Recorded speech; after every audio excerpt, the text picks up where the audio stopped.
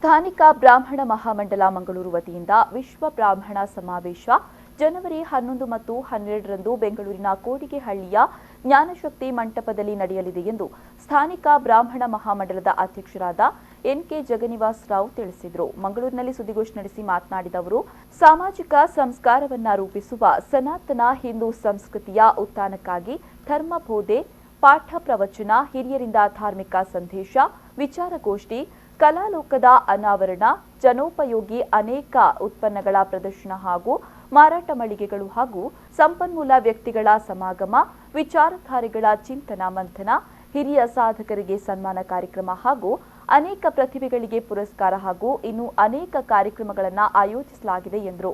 ಉದ್ಘಾಟನಾ ಕಾರ್ಯಕ್ರಮದಲ್ಲಿ ಉದ್ಘಾಟನೆಯನ್ನು ಶ್ರೀ ಮಾಧವಾಶ್ರಮ ಸ್ವಾಮೀಜಿ ಪೀಠಾಧಿಪತಿಗಳು, ಘನಪುರಿ ಸಂಸ್ಥಾನ ಕೋದಂಡಾಶ್ರಮ ಹೆಬ್ಬೂರು ಇವರು ನಡೆಸಿಕೊಡಲಿದ್ದಾರೆ. ಆನಂತರ ಮುಖ್ಯ ಅಭ್ಯಾಗತರಾಗಿ ನಳಿನ್ ಕುಮಾರ್ ಕಟೀಲ್, ಶ್ರೀಯುತ ನಳಿನ್ ಕುಮಾರ್ ಕಟೀಲ್, ಶ್ರೀ ದಿನೇಶ್ ಗುಂಡ್ರಾವ್, ಶ್ರೀಮತಿ ಜಿ ರಶ್ಮಿ ಅಂತೇಳಿ ಅಧಿಕಾರಿಯವರು, KS ಅಧಿಕಾರಿ ಅವರು ಭಾಗವಹಿಸಲಿದ್ದಾರೆ. ಹಾಗೆ ವೈ ಉಮೇಶ್ ರಾವ್, ಭಾಗ್ಯಚಂದ್ರ ರಾವ್, CS ರಾವ್, ಕಾವು ರಘುರಾಮ್ ರಾವ್, ಪಿ ಲಕ್ಷ್ಮೀನಾರಾಯಣ ರಾವ್, SS ಜೋಶಿ, ಅಜ್ಜವರು ಶಿವರಾವ್ ಇವರೆಲ್ಲ ಈ ಕಾರ್ಯಕ್ರಮದಲ್ಲಿ ಭಾಗವಹಿಸಲಿದ್ದಾರೆ.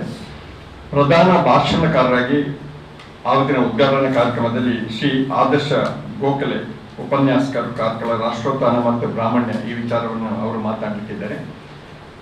ಆ ದಿವಸ ಸಾಂಸ್ಕೃತಿಕ ಕಾರ್ಯಕ್ರಮದೊಟ್ಟಿಗೆ ವಿಚಾರಗೋಷ್ಠಿಗಳು ಕೂಡ ನಡೆಯಲಿಕ್ಕಿದೆ.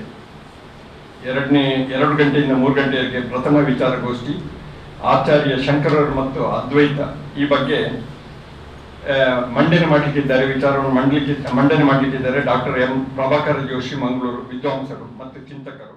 ಈ ಸಂದರ್ಭ ಸ್ಥಾನಿಕ ಬ್ರಾಹ್ಮಣ ಮಹಾಮಂಡಲ ಪ್ರಧಾನ ಕಾರ್ಯದರ್ಶಿ ಎಂ ದೇವಾನಂದ ಭಟ್, ಕೋಶಾಧಿಕಾರಿ ಉದಯಕುಮಾರ್ ಉಪಸ್ಥಿತರಿದ್ದರು.